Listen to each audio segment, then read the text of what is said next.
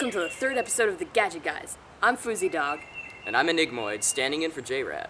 As you can see, we're sitting outside. That's because in honor of Earth Day last Wednesday, we're having a green episode. Small news. This is Small News, where we discuss all the news that's fit to post. Dell CEO Michael Dell just gave a speech announcing a computer made of bamboo and 70% other recycled products. The computer is also 1/5 the size of a standard desktop and uses 30% of the power a desktop uses. This as-yet unnamed computer will go for $500 to $700 later this year. Sharp has announced the solar-powered waterproof phone. The phone is not the first of its kind. LG has already released solar-powered phones. Sharp's phone will operate in standby for 2 hours or talk for 1 minute after 10 minutes in the sun. The phone hasn't been given a name yet and is supposed to be released in June. According to SuperSite, Windows 7 will have an XP mode, which will allow users to run any XP applications in the XP environment on the new operating system. This seems like an effort to get Windows users to switch to the new operating system. No release date for Windows 7 has yet been given. Last Wednesday, Microsoft launched its answer to Google AdSense, called Pub Center, which will post advertisements on publishers' sites. This service will be pay-per-click, and the beta is now open to U.S. residents. The U.S. military is using iPod Touches in the battlefield. They use these iPods to translate, view aerial images, and communicate with other soldiers.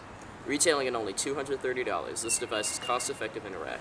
Since it was developed by a private company, Apple, no tax dollars were spent on this technology. Oracle bought Sun, a company which IBM was considering buying. The offer went through for $7.4 billion. With the combined products from these two companies, it is apparent that they are attempting to surpass IBM's capabilities through integration. GeoSites is closing after 15 years of providing free and professional websites. Created in 1994, it was supposed to provide a way for its users to create and share their websites, but will be shut down by Yahoo later this year. Yahoo hopes to move people towards a new hosting service. That's it for Small News. Today on the Do-It-Yourself segment, in light of our green episode, I'm going to show you some tips on making a greener computer. First, you can change power settings on your computer. This can be found under the control panel on Windows, or under Energy Saver in the System Preferences on a Mac. Laptops may have additional settings. By choosing to go into sleep mode, turn off the monitor, or even shut down after a given amount of time, you lessen the power you use. Here's a tip for reducing the ink and paper you use. Whenever you print text off the internet, you normally get pages of ads, headers, and stylings, but there are ways to only print what you want. In Internet Explorer, select the text you want and hit File Print. Under the box that says Print Range, select Selection. Then you will get only what you want. In Safari, select the text and hit Shift Apple Y. This will make a sticky note of the selection. Then print the sticky. Lastly, one can be green one last way, by recycling ink cartridges. Many office supply stores let you recycle used cartridges. Some even pay you for them, like Staples, where you get a $3 credit for every cartridge. Follow these tips to create a greener home and a greener world. Today I'll be reviewing Black Shades, an iPhone port of the first-person shooter by Wolfire Games for Mac, Windows, and Linux. In Black Shades, the object is to escort your white-wearing VIP across a procedurally generated city. Now I know that escort missions in video games are usually tedious, but Black Shades is far from it. Walking is controlled by tilt.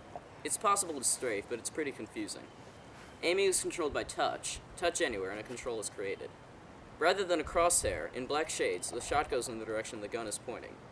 The 13 missions start you with a variety of weapons, ranging from shotguns to pistols to sniper rifles. If you don't like your weapon, it's also possible to disarm armed opponents. This particular level features zombies, and as you can see, I'm not doing very well.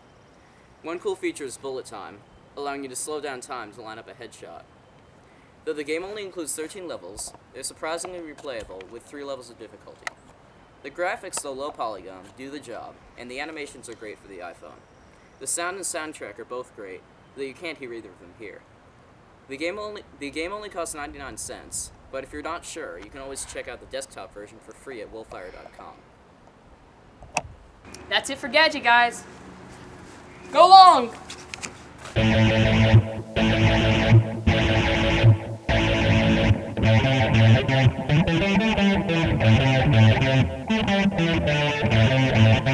Thank you.